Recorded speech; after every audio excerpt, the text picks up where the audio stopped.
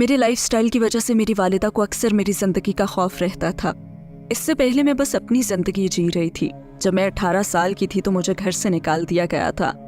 मुझे जोरदार धमाका सुनाई दिया। मैंने अपने कुत्ते को भौंकते सुना। कोई चीज मेरे दरवाजे से टकराई और पूरा दरवाजा लरस गया। हो सकता है कि अगर मैं उस वक्त रवाना हो जाती तो मैं इस एक्सीडेंट में शामिल होती। शायद वो शख्स मेरी गाड़ी से मारा जाता। मैंने खुद से सोचा, अगर मैं आज रात सोऊं और मर जाऊं तो मैं जन्नत में नहीं जाऊंगी, मैं जहन्नम में जाऊंगी। और मैंने अल्लाह से कहा, मैं अपना हिजाब पहने रखूंगी, मैं इस दुनिया के लिए अपना दीन नहीं छोड़ूंगी। उस जॉब के जरिए मुझे स्टार वॉर्स पर काम का मौका मिला।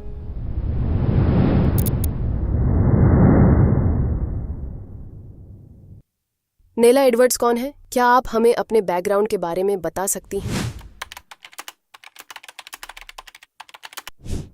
नाइला एडवर्ड्स कई चीज़ों का नाम है। शायद एक नौ मुस्लिम की हैसियत से मेरी दो शख्सियतें हैं। एक विकी है जो मैं इस्लाम से पहले थी, और फिर नाइला है जो कि मैं इस्लाम के बाद हूँ। मुझ में अब भी इस्लाम से पहले की कुछ बातें मौजूद हैं, लेकिन इस दौरान बहुत कुछ बदल चुका है। मुझे फिल्म मेकिंग पसंद है, मुझे दावा देना पसंद है। मैं एक माँ भी हूँ जो मेरी एक बिल्कुल नई शख्सियत है। मैं इस दुनिया में जीने वाली बस एक औरत हूँ और अपने हर अमल से अल्लाह के दीन की खिदमत करने की कोशिश कर रही हूँ। अकीदे के लिहाज से आपकी जिंदगी कैसी थी? क्या पहले आपका किसी पर ईमान था? नहीं, मेरी परवरिश एग्नोस्टिक या एथियस्ट फैमिली में हुई थी। मेरे वालिदैन खुदा को नहीं मानते थे या इस हवाले से शक में थे। आपने पहली मरतबा इस्लाम के मुताल्लिक कैसे सुना? मैं इससे वाकिफ नहीं थी। मैंने इस्लाम के बारे में सुना था, लेकिन मेरे ख्याल में इससे पहला वास्ता तब पड़ा जब मैं जूनियर हाई स्कूल में थी। मेरी उम्र तकरीबन 12 साल थी और कनाडा में अपनी पहली मुसलमान दोस्त से मैं मिली थी। वो लेबनानी कैनेडियन थी और उसने मुझे 3 अरबी या इस्लामी अल्फाज सिखाए थे, अल्लाह, वल्लाह, यल्लाह। और जब भी हम एक दूसरे से मिलते तो इसी तरह फन के लिए एक दूसरे को सलाम करते। कोई एक अल्लाह कहकर शुरू करती, दूसरी वल्लाह कहती और पहली फिर यल्लाह कहती और फिर हम गले मिलती। तो इस तरह हम एक दूसरे को गोया हाय कहती थी। मुझे मालूम नहीं था, मगर ये तीनों बहुत अहम इस्लामी अल्फाज थे। तो ये एक तरह से इस्लाम से मेरा पहला तारुफ या पहला वास्ता था। वो कौन सी चीज़ थी जिसने आपको रिलीजन्स की रिसर्च पर उभारा? मैं मलेशिया में रह रही थी। मैं 15 साल की उम्र में वहाँ मुंतकिल हुई और मलेशिया ज़ाहिर एक मुसलमान मुल्क है, लिहाजा मुझे उसमें दिलचस्पी थी। उन तमाम लोगों का एक मज़हब है और ये तमाम लोग खुदा पर या किसी भी खुदा पर ईमान रखते हैं। कौन सी चीज़ इन्हें खुदा को मानने पर उभारती है? जैसे इन तमाम लोगों का एक मज़हब है, ये तमाम लोग खुदा पर या किसी भी खुदा पर ईमान रखते हैं। क्योंकि मैं तो खुद से ये तय कर चुकी थी कि कोई खुदा है ही नहीं, यानी मैं रिलीजन्स को खुदा की तलाश के लिए नहीं देख रही थी, बल्कि मेरा मकसद ये था कि खुदा होने की सच्चाई को झूठ साबित कर सकूं। मेरा मकसद दरअसल रिलीजन की तलाश नहीं बल्कि रिलीजन को बदनाम करना था। मगर सुभान अल्लाह, मुसलमान होने के बाद ये वो बुनियादी चीज़ थी जिसके मुतल्लिक मैंने सोचा। मेरी ज़िंदगी में कभी कोई हकीकी मुसलमान ही नहीं आया। मैं बहुत से मुसलमानों को जानती थी, लेकिन कोई भी इस्लाम पर अमल नहीं करता था, कोई भी इस्लाम का नुमाइंदा नहीं था। इसलिए मैं हमेशा कहती थी कि अगर मैं इन लोगों की वजह से मुसलमान हो भी गई तब भी हकीकी मुसलमान नहीं हो पाऊंगी, क्योंकि मेरे लिए कोई नमूना ही नहीं था। और मेरे ख्याल में इसीलिए अल्लाह मेरे इर्द गिर्द मौजूद लोगों के बरक्स बड़े ही मुख्तलिफ अंदाज में मुझे इस्लाम के करीब लाया। वो कौन सी चीज़ थी जिसकी वजह से आपको अपने अकायद पर एतराज़ हुआ? क्या वो कोई वाक़या या ख्याल था, और ऐसा कब हुआ? ये उस वक्त की बात है जब मुझे ये एहसास भी नहीं था कि इससे मुझे अपने अकायद पर एतराज़ होने लगेगा। मैं तकरीबन 21 साल की थी और मलेशिया में ही रह रही थी। मेरी बेस्ट फ्रेंड कनाडा से मुझे मिलने आई हुई थी और हम हाउस वार्मिंग से लुत्फ़अंदोज़ हो रहे थे। मैं कुछ ही अर्सा पहले उसके ब्रांड न्यू घर में मुंतकिल हुई थी और ऊपर की मंजिल पर थी, और मेरी बेस्ट फ्रेंड निचली मंजिल पर थी और मेरा कुत्ता भी नीचे ही था। हम बारबेक्यू कर रहे थे। पूरा घर खुला था, शीशे के स्लाइडिंग दरवाजे और जो घर के फ्रंट पर लकड़ी का मेन दरवाजा था वो भी खुला हुआ था। और फिर अचानक मुझे जोरदार धमाका सुनाई दिया। मैंने अपने कुत्ते को भौंकते सुना और सोचा कि मेरे दोस्त ने किसी चीज को हिट किया है या कुछ गिरा दिया है। लेकिन जब मैं नीचे गई तो मेरी बेस्ट फ्रेंड बहुत खौफजदा थी, इंतहाई डरी सहमी हुई अपनी जगह जमी दरवाजे को घूर रही थी। मैंने उससे पूछा कि क्या हुआ है, तो उसने कहा कि मेरा कुत्ता शीशे के दरवाजे की तरफ जा ही रहा था कि दरवाजा मेरे कुत्ते के आगे जोर से बंद हो गया। किसी ने उस दरवाजे को छुआ भी नहीं और हवा उस दरवाजे को बंद नहीं कर सकती क्योंकि ये झूलने वाला दरवाजा नहीं था बल्कि एक स्लाइडिंग दरवाजा था।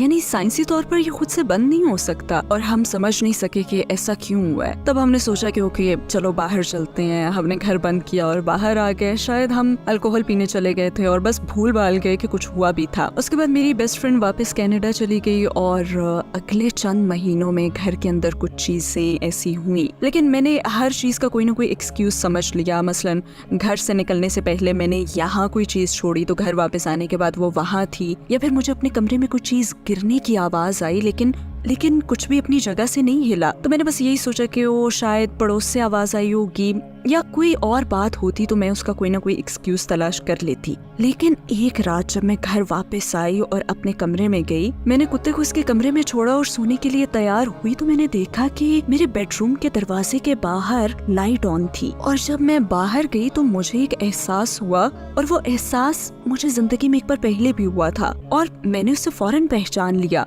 वो एहसास ये था जैसे कोई मेरे सीने को जकड़ रहा हो। मेरे दिल को नहीं, फेफड़ों को नहीं, बल्कि सेंटर में कोई जकड़न थी। ये एहसास मुझे एक बार पहले भी हुआ था जब मैं कनाडा में 14 साल की थी।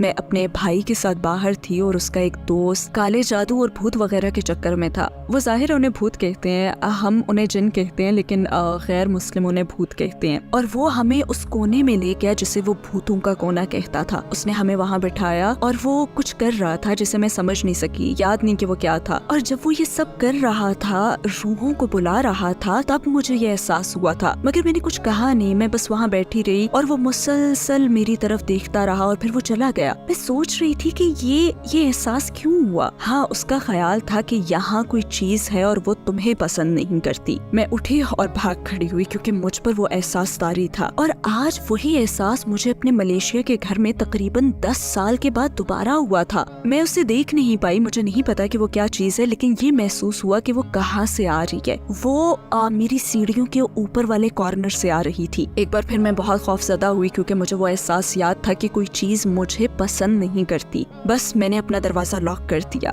मैंने भूत के लिए अपना दरवाजा क्यों लॉक किया, लेकिन इस सूरत हाल में आप कर भी क्या सकते हैं। खैर, फिर जब मैं मुड़ी तो कोई चीज मेरे दरवाजे से टकराई और पूरा दरवाजा लरस गया। मैं बेइंतहा खौफजदा हो गई। मुझे नहीं मालूम था कि मैं क्या करूं। मैं बिल्कुल बेबस थी। मैं नहीं जानती थी कि वो क्या चीज थी और उसे क्या चाहिए, और मुझे ये भी नहीं मालूम था कि मैं उससे मुकाबला कैसे करूं या खुद को कैसे बचाऊं। मेरा जहन बिल्कुल क्लियर हो गया था और बस एक लफ्ज याद था, अल्लाह। वहाँ दुनिया में किसी भी चीज का सहारा ना पाकर मैंने कहा, अल्लाह अगर आप हैं तो मुझे बचा लें। और बस फिर मैं बिस्तर पर सो जाना चाहती थी। मैंने अपना लैपटॉप ऑन किया, अपनी आंखें बंद की और फौरन सो गई। उस रात बारिश हुई थी और बारिश साफ और पाक करती है। बाद में मैंने कुरान में पढ़ा कि तुम्हें महफूज और पाक करने के लिए अल्लाह ने रात में बारिश बरसाई, और मेरे मुंह से बेख्तियार निकला सुभान अल्लाह। मैंने उस रात यही महसूस किया था। और जब मैं सुबह जागी तो मैंने हर चीज पर दोबारा गौर किया। मैंने पिछली रात के वाक़े को सोचा कि वो सब क्या था। फिर मैंने अल्लाह से बात की और मैंने दुआ की। जैसे कि अल्लाह फरमाता है ना कि अगर तुम हिदायत पाना चाहते हो तो मुझसे मांगो, तुम्हें हिदायत मिल जाएगी, है ना। तो इस्लाम या अल्लाह को जाने बगैर मैंने पुकारा, अल्लाह सबसे पहले तो ये कि अगर आप पिछली रात मौजूद थे तो शुक्रिया, और अगर आप मुझे मुसलमान देखना चाहते हैं तो मेरी रहनुमाई करें।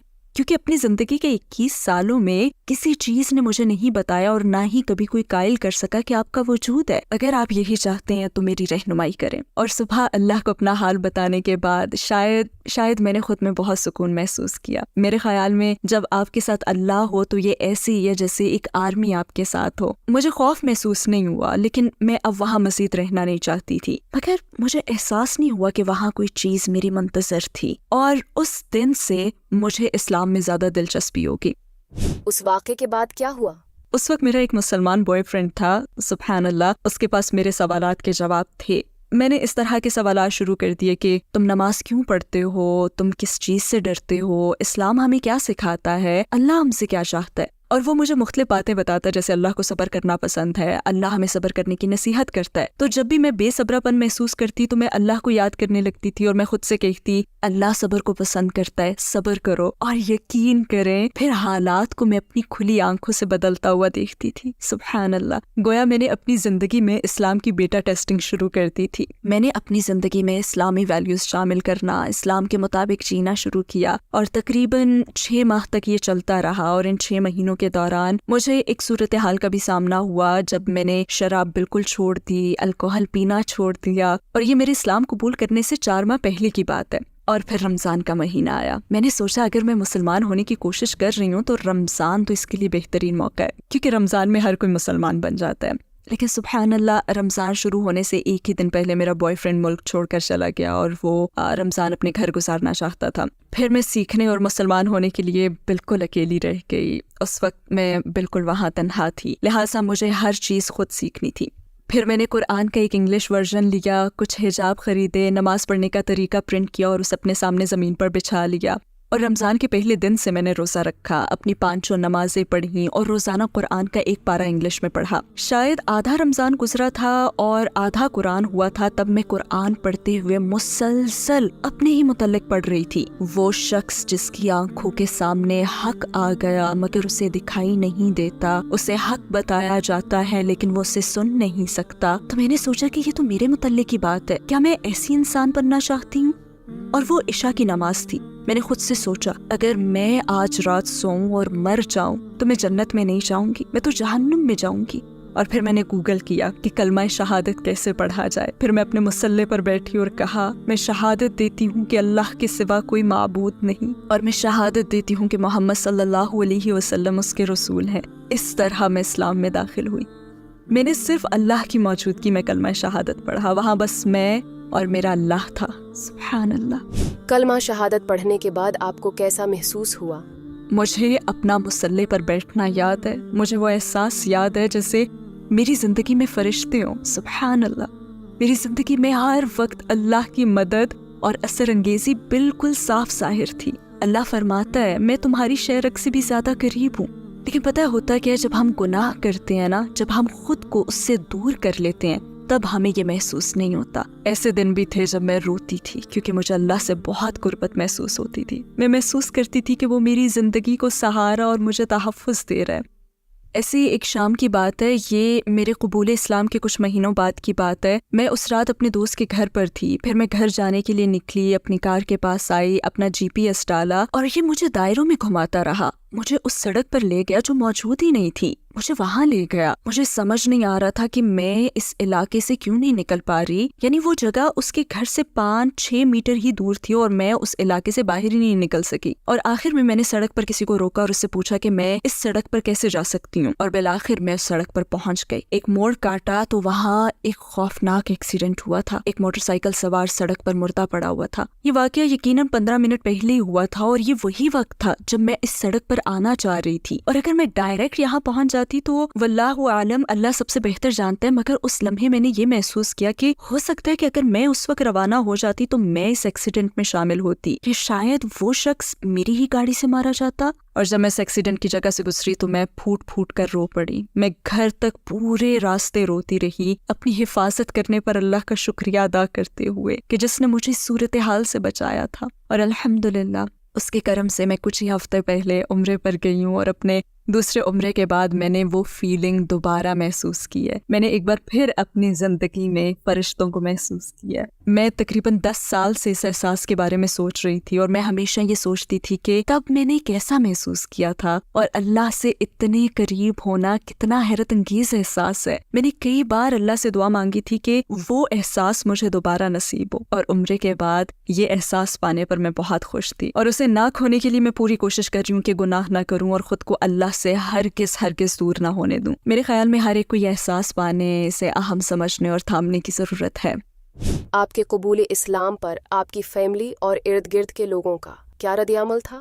میرے والدین دراصل بہت خوش تھے۔ اس سے ایک تو میرے والدین کے کردار اور کھلے دل کا پتہ چلتا ہے، اور دوسرا یہ کہ پہلے میں کتنی بھیانک زندگی گزار رہی تھی، اور میرے لائف سٹائل کی وجہ سے میری والدہ کو اکثر میری زندگی کا خوف رہتا تھا۔ اور یہ حقیقت ہے کہ اسلام نے میرے لائف سٹائل کو 100% بدل دیا ہے۔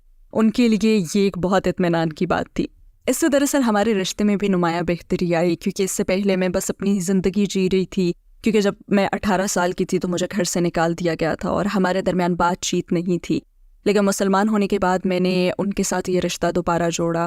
مگر میری فیملی میں ایک اور مسئلہ بھی ہوا، اور وہ یہ کہ میری آنٹی جو کہ میری سب سے قریبی رشتہ دار تھیں، میری صرف وہی ایک آنٹی تھیں، میں انگلینڈ جایا کرتی تھی اور گھنٹوں بیٹھ کر ان کے بالوں میں برش کرتی تھی۔ ہمیں بہت لگاؤ تھا اور انگلینڈ میں ان سے میری بچپن کی یادیں بھی جڑی ہوئی ہیں۔ ایک دن انہوں نے مجھے فیس بک پر میسج کیا اور کہا، مجھے یقین نہیں آ رہا کہ تم نے یہ کیا کیا ہے۔ اگر تمہاری مرحوم دادی تمہیں اس حالت میں دیکھ لیں تو غم و غصے سے بھر جائیں۔ تم نے آخر کیوں یہ میرے حجاب پہننے کے بعد کی بات ہے، تو ان کا کہنا تھا کہ تم خود کو کیوں بدل رہی ہو۔ تو اس سے میری فیملی میں بڑے مسائل پیدا ہو گئے تھے۔ میرے والدین نے ان سے کئی سالوں تک بات چیت پھر بند رکھی، اور میں نے بھی ان سے کئی سالوں تک بات نہیں کی تھی۔ لیکن جب انہوں نے دوبارہ بات چیت شروع کی تو مجھے بہت سکون ملا، کیونکہ مجھے محسوس ہوتا تھا کہ میں فیملی کو توڑنے کی وجہ ہوں، اور خون کے رشتے توڑنے کو تو اسلام بہت برا سمجھتا ہے، ہمیں اپنے خاندان کو جوڑ کر رکھنا ہوتا ہے نا۔ اور حال ہی میں انہوں نے مجھے میسج کیا، اور ہمارے درمیان اس گیپ کا ختم ہونا مجھے بہت اچھا لگا، کیونکہ مجھے یوں لگتا تھا کہ میرے فیصلے نے میری پیار کرنے والی آنٹی کو مجھ سے چھین لیا ہے۔ میرے دوستوں کو بھی کافی شوق لگا تھا، ان میں سے بہت سوں کو تو میرے خیالات کی وجہ سے مجھ سے اس قسم کی کبھی کوئی توقع تھی ہی نہیں، لیکن وہ سب بہت خوش تھے۔ اور ہاں، میری ملازمت بھی کوئی پازیٹیو ایکسپیرینس نہیں تھا۔ وہ مجھے ایک گوری لڑکی ہونے کی وجہ سے اہمیت دیتے تھے، جو کہ منی اسکرٹ وغیرہ پہنتی تھی، اور وہ مجھے نمائش کے طور پر پیش کرتے تھے۔ لیکن پھر جب میں نے خود کو ڈھانپ لیا تو میں ان کے لیے اتنی اہم نہیں رہی تھی۔ اس سے میری عزت نفس کو بہت نقصان پہنچا، میرے اعتماد کو بہت ٹھیس لگی، اور اس وجہ سے میں لمبے عرصے تک کیمرے کے سامنے نہیں گئی۔ مجھے اپنی شناخت بحال کرنے میں بہت وقت لگا۔ میں نے محسوس کیا کہ مسلمان ہونے کے بعد میری شناخت کھو گئی تھی، اور اسے دوبارہ حاصل کرنے میں مجھے بہت وقت لگا۔ انگلینڈ میں مسلمان ہونا کیسا ہے؟ اس میں خوبیاں بھی ہیں اور خامیاں بھی۔ میرے خیال میں تو دوسرے یورپی ملکوں کے مقابلے میں ہم اپنے مذہب پر عمل کرنے کے لیے کافی آزاد ہیں، لیکن غیر مسلم ملکوں کی طرح یہاں بھی اسلاموفوبیا ہے، یہاں شدید نسلی انتہا پسندی ہے۔ مجھے ماضی میں بہت مشکلات کا سامنا رہا ہے، خصوصاً جب اسلاموفوبیا کا بہت زیادہ چرچا تھا۔ یورپ میں حجابی عورتوں پر بہت سے حملے کیے گئے۔ مجھے یاد ہے شاید جرمنی یا کہیں اور ایک حجابی عورت کو ٹرین اسٹیشن کی سیڑھیوں سے دھکا دے دیا گیا تھا، اور میں بھی خصوصاً پریگننسی کے دوران بے جا خوف کا شکار ہو گئی تھی۔ مجھے انگزائٹی، ڈپریشن تھا، اور یقین ہو گیا تھا کہ گھر سے باہر نکلتے مجھ پر حملہ ہو جائے گا۔ میں پلیٹ فارم پر ٹرین کے پاس نہیں چل سکتی تھی، کیونکہ مجھے لگتا تھا کہ کوئی مجھے ٹرین کے سامنے دھکا دے دے گا۔ اس وقت تک میں نے کبھی اسلاموفوبیا کا سامنا نہیں کیا تھا، جو کہ میں سفید فام تھی، لہٰذا لوگ زیادہ تر مجھے یوں دیکھتے جیسے میں غدار ہوں، جیسے کہہ رہے ہوں، او تم نے مسلمان ہو کر ہمارے ملک سے بے وفائی کی ہے، جس کا مجھے کوئی غم نہیں تھا، اور میں لوگوں کا نوٹس بھی نہیں لیتی تھی۔ میں تو سڑک پر چلتے ہوئے کوشش کرتی تھی کہ کسی کو دیکھوں ہی نہ، کیونکہ میں مزید سٹریس نہیں لینا چاہتی تھی۔ ہاں، لیکن میرے سیاہ فام دوست، میرے ایشین دوست، میرے عرب دوست، افریقی دوست مجھ سے کہیں زیادہ نسل پرستی اور اسلاموفوبیا کا شکار تھے۔ ایک مرتبہ تو میں نے اپنے یوٹیوب چینل پر یہ بات بھی کی تھی۔ اس وقت میں نے نقاب پہننا شروع نہیں کیا تھا۔ میں اس منافقت پر ایک ویڈیو بنا رہی تھی کہ ماسک نہ پہننا غیر قانونی ہے، مگر نقاب پہن لینا بھی غیر قانونی ہے، جو کہ دراصل ماسک ہی کی طرح ہے۔ خیر، نقاب کرنے سے پہلے میں بلیک ابایا پہنتی تھی، تو مجھے سینٹرل لندن کے بیچوں بیچ ایک بہت ہی مصروف اور شرفا کے علاقے میں ایک غیر سفید فام شخص نے دہشت گرد کہہ کر پکارا، جو کہ میرے لیے بہت شاکنگ تھا۔ اسے یقیناً اپنی زندگی میں تعصب اور نسل پرستی کا سامنا ہوا ہوگا۔ اتنی جہالت سے مجھے یہ کہنا بہت ہی زیادہ حوصلہ شکن بات تھی، لیکن الحمدللہ اس موقع پر میں نے اپنے اندر جھانکا اور اللہ سے کہا کہ آپ مجھے جواب دینے کا بہترین طریقہ سجھائیں۔ اور جو طریقہ میرے ذہن میں اس وقت آیا وہ یہ تھا کہ رسول اللہ صلی اللہ علیہ وسلم میری جگہ ہوتے تو کیا جواب دیتے؟ محمد صلی اللہ علیہ وسلم نے اس وقت کیا رد عمل دیا تھا جب بچے ان کے اوپر پتھر پھینک رہے تھے اور آپ کی توہین کر رہے تھے؟ کیا وہ ان پر چیخے تھے؟ کیا انہوں نے پلٹ کر ان پر پتھر پھینکے تھے؟ نہیں نا، وہ مجھ پر چیخا، اس نے مجھے دہشت گرد کہہ کر پکارا، اور میں نے زور سے کہا، امن اور محبت برادر، امن اور محبت۔ بہت سے لوگوں کے لیے ویسٹ میں رہنا مشکل ہوتا ہے۔ اگر آپ حجاب پہنے تو آپ ان سے مختلف ہیں، اگر آپ نقاب پہن لیں تو اور مختلف ہو جاتی ہیں، جیسے اب میں پہن رہی ہوں۔ تو کسی مسلمان ملک میں رہنے اور یہاں رہنے میں بہت زیادہ فرق ہے۔ یہاں آپ کو آزان کی آواز سنائی نہیں دیتی، آپ کو اسلام کا جذبہ نظر نہیں آتا، یہاں رہنا آسان نہیں ہے۔ مجھے مسلمان ملکوں میں رہنا پسند تھا اور میں اپنی اسلامی زندگی کے شروع کے پورے 4 سال مسلمان ملکوں میں ہی رہی ہوں۔ تو جب میں ویسٹ آئی اور آخرکار ایک غیر مسلم ملک میں رہنا شروع کیا تو یہ ایک بہت مختلف تجربہ تھا۔ فلم انڈسٹری میں ایک حجابی ہونا کیسا رہا؟ فلم انڈسٹری میں ایک حجابی ہونا بھی بہت مشکل تھا۔ لوگ جب آپ کو حجاب میں دیکھتے ہیں نا تو آپ کے بارے میں ایک تصور قائم کر لیتے ہیں۔ جب وہ آپ کو اسلام کے ظاہری روپ میں دیکھتے ہیں تو وہ یہ سمجھتے ہیں کہ آپ تو کریٹیو ہی نہیں ہو سکتے، آپ تو مظلوم ہیں، آپ پرانی سوچ کی ہیں۔ وہ آپ کے بارے میں یہ تمام چیزیں سوچ لیتے ہیں جو کریٹیوٹی سے میچ نہیں کرتی۔ جب اس کے بعد میں دبئی گئی تو وہاں بھی تقریباً 6 مہینے میں بے گھر اور بے روزگار رہی، مگر یہ اللہ کی طرف سے ایک امتحان تھا، کیونکہ اللہ نے مجھے دکھا دیا کہ جب تک آپ صرف اس پر بھروسہ کریں گے اللہ آپ کو اس زندگی میں بھی نوازے گا اور آخرت میں بھی۔ تو میں دبئی میں تقریباً 6 مہینے بے روزگار اور بے گھر رہی، اپنی دوست کے ہاں صوفے پر سو جاتی تھی۔ پھر وسوسہ بھی آیا اور شیطان نے سرگوشی کی کہ اپنا حجاب اتار دو، تمہیں اچھی جاب مل جائے گی، تم بہترین تنخواہ پاؤ گی اور حجاب تو تم بعد میں بھی کر سکتی ہو، کچھ نہیں ہوگا۔ اور میں سوچنے لگی کہ کیا مجھے یہ کر لینا چاہیے۔ میں نے اس بارے میں سوچا اور میں نے اللہ سے کہا میں اپنا حجاب پہنے رکھوں گی، میں اس دنیا کے لیے اپنا دین نہیں چھوڑوں گی، اور میں جانتی ہوں کہ آپ میرا خیال رکھیں گے کیونکہ آپ مومنوں کے ساتھ ہیں۔ اور پھر میں اگلے جاب انٹرویو کے لیے گئی۔ مجھے اس انٹرویو کی کال اس لیے آئی کیونکہ انہیں یہ جاننے میں کافی دلچسپی تھی کہ فلم انڈسٹری میں حجاب پہننے والی یہ وکٹوریہ ایڈورڈز کون ہے، اور آخر مجھے وہ جاب مل بھی گئی، سبحان اللہ۔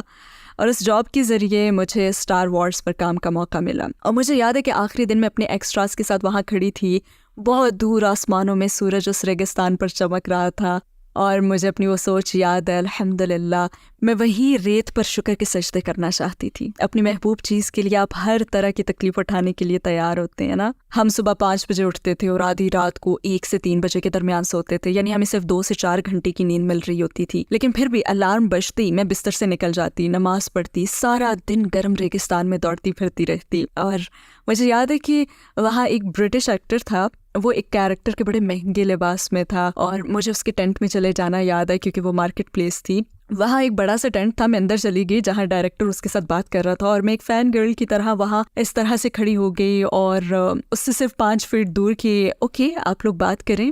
یہ بہت دلچسپ تجربہ تھا۔ میں ریگستان میں زیادہ تر ادھر ادھر دوڑتی پھرتی رہتی، پانی بھرتی اور اپنی کاسٹ کو الیکٹرولائٹس دیتی تاکہ وہ ریگستان کی گرمی میں بے ہوش نہ ہو جائے، مگر وہاں کچھ یادگار لمحے بھی تھے۔ اب جب میں فلم دیکھتی ہوں تو میں جانتی ہوں کہ اس دوران میں کہاں کہاں چھپ رہی تھی، اور پھر دھماکے ہوتے دیکھنا انتہائی حیرت انگیز تھا، کیونکہ اس میں 2 اسپیس کرافٹس کے درمیان ایک بڑا فائٹ سین بھی تھا۔ اس میں بہت سے دھماکے ہوئے، بہت سی گولیاں چلیں، وہاں اسٹارم ٹروپرز بھی تھے، یعنی اسٹار وارز ایک لاجواب تجربہ تھا۔ اسلام سے پہلے آپ کی زندگی کا کیا مقصد تھا اور اسلام کے بعد کیا ہے؟ اسلام سے پہلے میری زندگی کا کوئی مقصد نہیں تھا۔ اسلام کے بعد میرا مقصد اللہ کی عبادت اور اس کی عطا کردہ چیزوں سے دین کی خدمت کرنا ہے۔ لوگ سمجھتے ہیں کہ اس طرح کی زندگی میں آپ آزاد ہوتے ہیں، آپ سفید فام مغربی زندگی گزار رہے ہیں تو آزاد ہیں، ایسا نہیں ہے۔ آپ بس سوسائٹی کے اس خیال کے غلام ہیں جو آپ کو کبھی خوشی نہیں دیتا۔ آپ بس خوش رہنے کے لیے مسلسل اگلے لمحے کا پیچھا کرتے رہتے ہیں، لیکن اسلام کے بعد آپ ہر لمحہ خوش رہتے ہیں، یہاں تک کہ غم میں بھی آپ خوش رہتے ہیں، کیونکہ پہلی بات تو یہ کہ اللہ آپ کے آنسوؤں کو دیکھ رہا ہے، دوسرا آپ جانتے ہیں کہ اس مشکل کے ذریعے اچھائی مل رہی ہے۔ اللہ فرماتا ہے مشکل کے ساتھ آسانی آتی ہے، اس کے بعد نہیں۔ بہت سے لوگ یہ مطلب لے لیتے ہیں کہ مشکل کے بعد آسانی آتی ہے، بالکل ایسا ہوتا ہے کیونکہ آسانیاں اور مشکلات تو ساتھ ساتھ چلتی ہیں۔ اللہ یہ نہیں فرما رہا، بلکہ اس کا مطلب ہے کہ آپ کی مشکل سے نکل کر یا آپ کی مشکل کے ساتھ رحمت آ رہی ہے، جو کہ آپ کے علم میں نہیں ہوتی اس وقت، جو آپ کی آنکھوں سے اوجھل ہوتی ہے، اور اسے دیکھنے کے لیے آپ کو ایک قدم پیچھے آنا پڑتا ہے۔ سبحان اللہ۔ کون سی بات آپ کو جنگ کے دوران غزہ میں لے گئی؟ غازہ میں رہنا میری ذاتی خواہش ہے۔ مجھے فلسطین سے بہت زیادہ لگاؤ تھا کیونکہ ملیشیا میں بہت سے فلسطینی تھے جہاں میں نے ان کی جدوجہد کے بارے میں بہت کچھ سنا تھا۔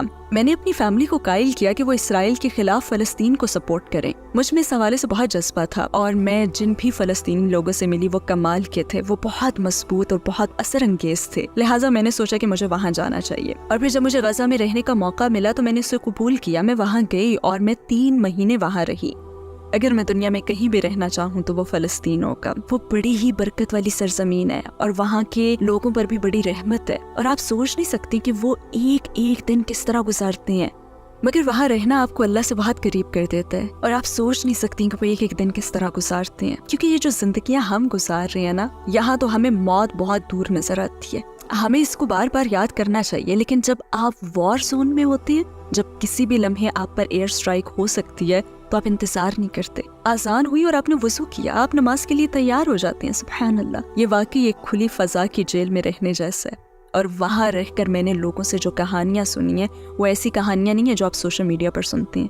یہ وہ کہانیاں نہیں ہیں جو آپ خبروں میں سنتے ہیں. جو کچھ حقیقت میں ان لوگوں اور فیملیز کے ساتھ ہو رہا ہے، جو وہاں کی انسانی کہانیاں ہیں، وہ اس سے کہیں زیادہ بدتر ہیں.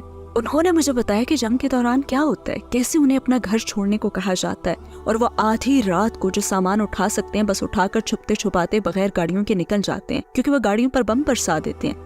اور مجھے وہ ایک رات کا قصہ سنا رہے تھے جہاں بمباری شروع ہو چکی تھی اور وہ شہر کے مرکز کی طرف جا رہے تھے، تو ان کا سامنا ایک عورت سے ہوا، اور اس عورت کے پاس ایک تھیلا تھا. وہ یہ تھیلا اٹھائے ہوئے تھی اور اس تھیلے میں اس کے بیٹے کے جسم کے ٹکڑے تھے. جب وہ گھر سے نکلنا چاہ رہے تھے تو ہو سکتا ہے کہ وہ شیل سے یا پھر ایئر سٹرائک سے شہید ہو گیا ہو، اور وہ اپنے بیٹے کے ٹکڑے وہاں چھوڑنا نہیں چاہتی تھی. اس کے ساتھ جو کچھ بھی ہوا ہو، لیکن وہ اسے دفنانا چاہتی تھی، اس لیے اس نے وہ ٹکڑے جمع کیے اور انہیں اٹھا کر اپنے ساتھ شہر کے مرکز میں لے جا رہی تھی تاکہ وہاں اپنے بیٹے کو امن سے دفنا سکے. یہ وہ چیزیں ہیں جو ان لوگوں پر مسلسل بیتتی ہیں. وہاں ہر لمحہ جنگ ہے، ہر وقت ایئر سٹرائک ہوتی ہے. وہاں اسرائیل کی طرف سے ہمیشہ جاری ہوتی رہتی ہے. ان لوگوں کی مزاحمت اور طاقت تو ناقابل یقین ہے. سبحان اللہ. تو اب بھی میں فلسطین کے لیے بہت گہری محبت اور جذبہ رکھتی ہوں، اور ان کے لیے احتجاج اور اپیل اور جو کچھ بھی کر سکتی ہوں کرتی ہوں. اور مجھے پھر بھی جب موقع ملا تو میں انشاءاللہ وہاں واپس جاؤں گی. ہمارے نبی صلی اللہ علیہ وسلم کی کون سی بات نے آپ کو سب سے زیادہ متاثر کیا؟ او خدایا، بے شمار چیزیں ہیں. اگر میں سب باتوں کو یکجا کروں تو ان کے کردار نے، مگر ان کے کردار کے بہت سے مختلف پہلو ہیں جو باکمال ہیں. آپ کی زندگی میں بہت سے مختلف مواقع آتے ہیں جب آپ ان کے کردار سے رہنمائی پا سکتے ہیں. مثلاً جب میں ماں بنی اور مجھے پیرنٹنگ کے بارے میں کچھ بھی معلوم نہیں تھا، تو میں نے پیغمبر کے آس پاس بچے نامی کتاب پڑھی. میں نے جانا کہ پیغمبر صلی اللہ علیہ وسلم بچوں کے ساتھ کیسے رہتے تھے.